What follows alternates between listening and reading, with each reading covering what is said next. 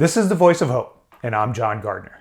In the late 1930s, the people of China were under imperial assault, and some brave Americans joined their struggle, and in doing so won the hearts of the Chinese people and the admiration of the world. But amidst the news of destruction and defeat, an exclusive group of American pilots has been secretly preparing to fight the Japanese in China.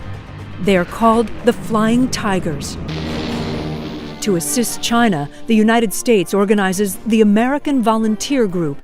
Even Hollywood honored the Flying Tigers. Well, at least way back when they actually loved and celebrated America.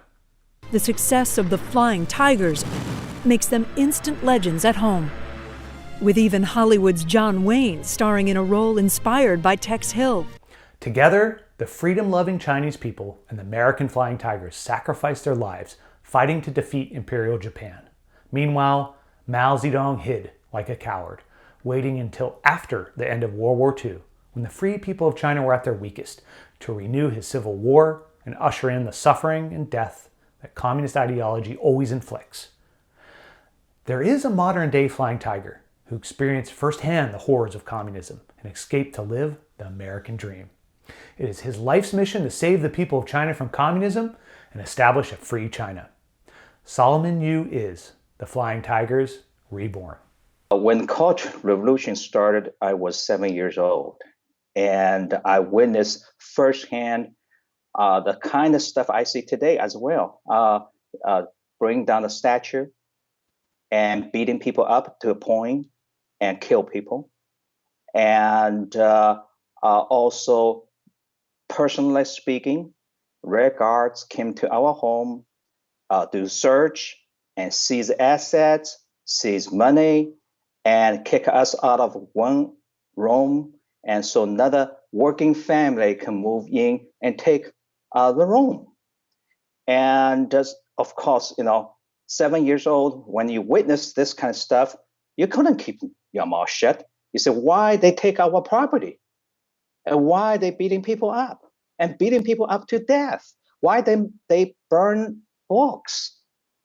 And you see today too. And so I was vocal and couldn't keep my mouth shut.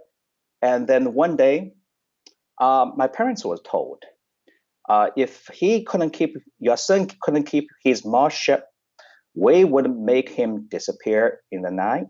And they pay for the bullet, 6 cents, not much, but still they pay for the bullet. Take a moment and imagine that. As a parent, I am. Government officials telling me they will kill my child if they speak out. America must always protect freedom of speech and be forever on guard against the insidious rise of communist ideology, because we know the end result. Mao is remembered by history as the greatest mass murderer of all time.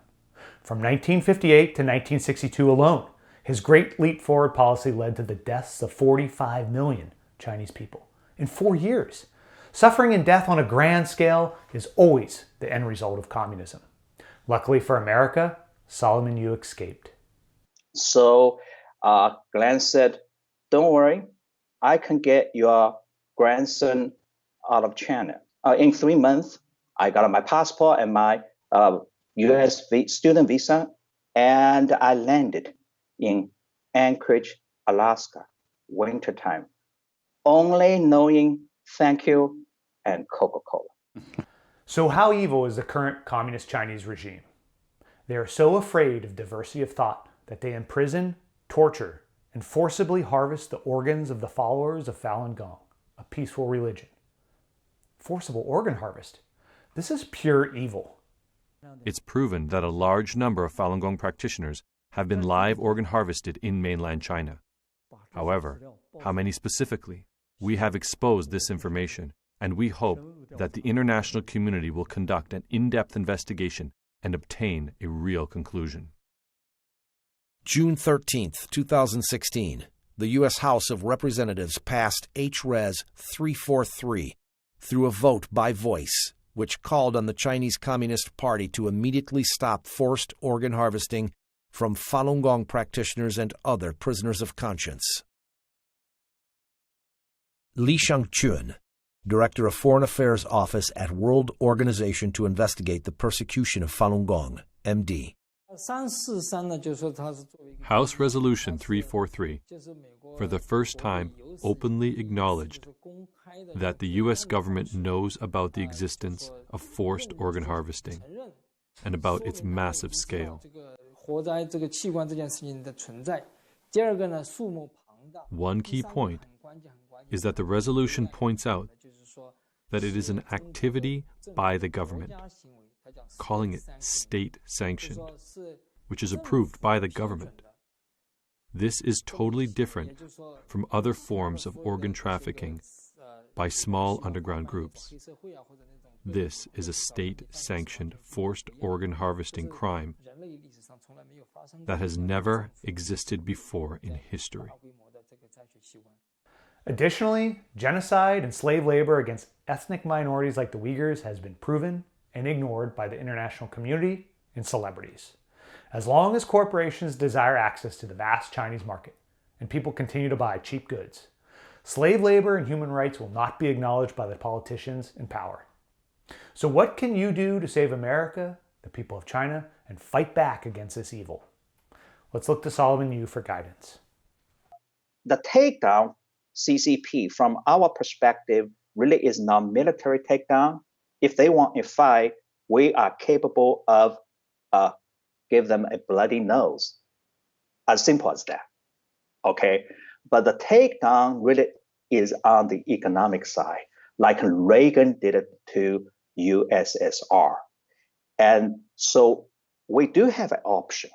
The option is take away Chinese banks' ability to settle their transactions worldwide in US dollar. So, as a new flying tiger, here's your mission. Follow Chinese dissidents on social media and be a modern-day Paul Revere, spreading their testimonials of life under the yoke of the CCP. Pressure your politicians to create heavy tariffs on all goods from Communist China, or better yet, completely decouple. As Solomon said, we fight this war economically. Every dollar is a bullet. So recruit, don't shoot yourself in the foot by spending your dollar on goods made in China. If you're looking and struggling to find products made in America, contact the people who run buydirectusa.com and they will help you track down specific items. Next, contact your politicians and push for laws to support companies who manufacture local, and laws to criminalize association with the CCP by America's corporate board members, their CEOs, and politicians. And especially push to criminalize joint university research with the Chinese, so that research and development paid for by American tax dollars benefits Americans and not the Chinese Communist Party's war machine. Also, hound your politicians to enact the same sanctions against North Korea and Iran onto Communist China. Their crimes against humanity are far greater than any other nation on the planet, and getting worse, as they're emboldened further by the lack of resistance from the international community. The Chinese Communist Party is an existential threat to global freedom, and they have publicly declared their intent for world domination. With their developing bioweapons capability and clear intent to deploy weaponized viruses, it is time once again for Americans to unite with and win the hearts of the Chinese people, so that they are inspired to rise up against their oppressors. Join Americans like Solomon Yue and myself, and those who stand for freedom all around the world in Hong Kong, Taiwan, Tibet, and let's band together to form the new Flying Tigers for a free China. In your lifetime, my lifetime, we will see demise of CCP. We will see Chinese people will be freed as well. Hope is like a road in the country. There was never a road, but when many people walk on it, the road comes into existence. A quote from Lin Yutang. This is the Voice of Hope, and I'm John Gardner.